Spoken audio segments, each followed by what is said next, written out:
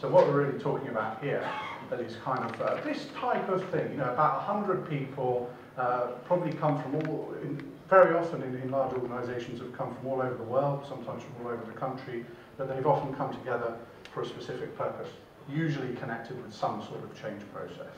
So that's what we're going to talk about, how social media works with internal conferences. Now, what we tend to find is that most internal conferences or meetings don't really deliver on objectives. What people really remember is the networking.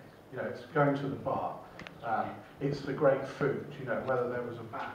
But in fact, I was talking to a banker a week or two ago, and he said he uses the annual conference to catch up on sleep. That's not very productive use of time.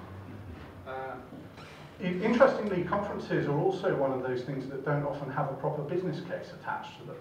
You know, so somebody assumes that, oh, we should have the conference, but does anybody actually really question why the conference is taking place?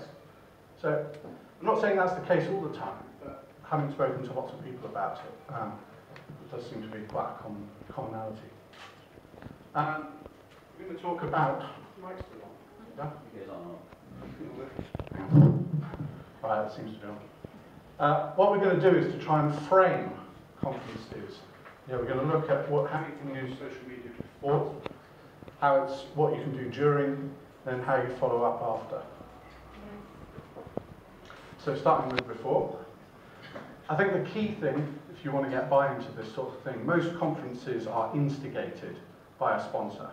So many of you might be in-house HR people or in-house communicators, but usually they're actually instigated, sometimes by a senior director, but the actual instigation, the person who says, I'm going to trump up this money, which very often for big international conferences could be anywhere between £2,000 and £6,000 a seat.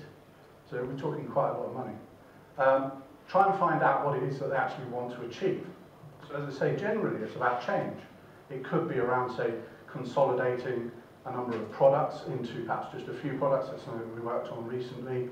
It could be a merger, it could be an acquisition. Yeah, there's a multitude of reasons, but usually it's connected with change of some sort. Once you're clear about whatever the sponsor is in terms of what they're trying to get out, their outcomes, that then helps drive you with your social media efforts.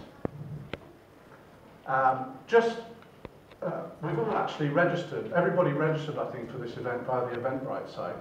So the same thing happens internally.